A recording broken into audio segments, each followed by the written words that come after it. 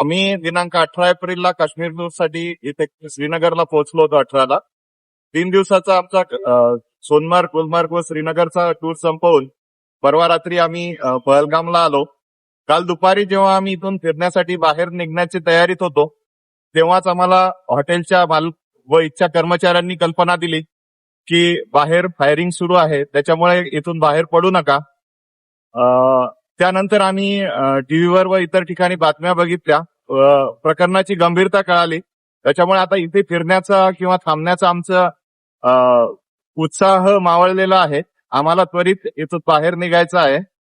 तरी शासनाला विनंती आहे की आमची इथून बाहेर निघण्याची व्यवस्था करावी ही विनंती.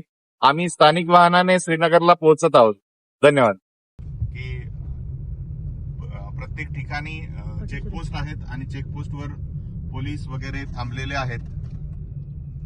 अतिशय कडक सुरक्षा व्यवस्था सगळीकडे आहे. तिथच्या स्थानिकांनी देखील आम्हाला भरपूर सहकार्य केलं आणि आता आम्ही आज श्रीनगरला पोहोचून उद्या परतीचा प्रवास करणार आहोत. धन्यवाद.